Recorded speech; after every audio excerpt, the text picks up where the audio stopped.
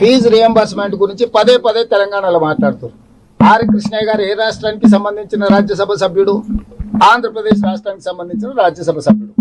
ఆంధ్రప్రదేశ్లో 10,000 కోట్ల రూపాయల ఫీజు రియంబర్స్మెంట్ బకాయి ఉంది. ఆర్ కృష్ణయ్య అక్కడ ప్రభుత్వంలో భాగస్వామి. ఎందుకు రామచంద్రరావు ఆంధ్రప్రదేశ్లో ఫీజు రియంబర్స్మెంట్ గురించి మాట్లాడాడు? ఎందుకు ఆర్ కృష్ణయ్య గారు ఆయన ప్రాతినిధ్యం వహిస్తున్న రాష్ట్రంలో ఫీజు రియంబర్స్మెంట్ గురించి మాట్లాడాడు?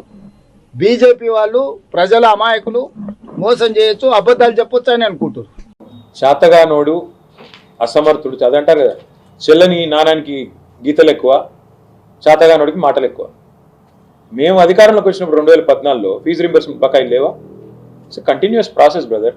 ప్రీవియస్ ఇయర్ బకాయిలు నెక్స్ట్ ఇయర్ కడతాం, అరియర్స్ అంటారు వాటి. అది common practice. Governance is continuous. Governance is an institution. అది వరుసగా ఇప్పుడు మా కిరణ్ కుమార్ రెడ్డి ప్రభుత్వం తర్వాత మా గవర్నమెంట్ వచ్చింది, కాంగ్రెస్ ప్రభుత్వం తర్వాత. మరి మాకు లేకుండానే 4,000 కోట్ల బకాయిలు కట్టినమా లేదా? 10 ఏళ్లలో 20,000 కోట్ల బకాయిలు కట్టినాం.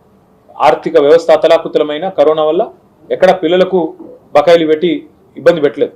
అదే మీరు మాట్లాడితే గత బకాయిలు ఉంటాయి కదా, పాత కొత్త గ్రోల్ ఓవర్ కాకపోతే ఏమైతాయి? మేము అధికారంలోకి వచ్చినాడు 72,000 కోట్ల అప్పులతో రాష్ట్రాన్ని మాకు అప్పచెప్పిండ్రు. మేము దిగిపోయినాడు 3,52,000 కోట్లు మొత్తం అప్పు. అందులో తీసేస్తే 72,000 తీస్తే మేము చేసింది 2,80,000 కోట్ల అప్పు. న్యాచురల్గా నీకు వస్తుంది కదా, నెక్స్ట్ ఆస్తి వస్తుంది, అప్పు వస్తుంది. మరి మేము అధికారంలోకి వచ్చినాడు మొదటి నెలలో రాష్ట్ర రెవెన్యూ 4,000 కోట్లు. మేము దిగిపోయినాడు 18,500 కోట్లు.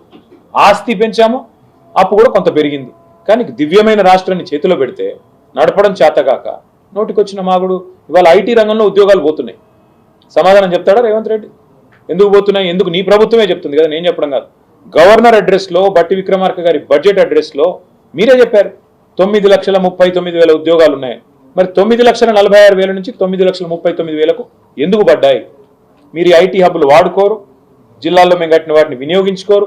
అవి కేసీఆర్ ఆనవాళ్ళు కాబట్టి జీర్ణించుకోలేరు. మేమేం చేయాలి దాన్ని? షేర్ చేయండి, లైక్ చేయండి, సబ్స్క్రైబ్ చేయండి. మరిన్ని వీడియోల కోసం బెల్ సింబల్ పై క్లిక్ చేయండి.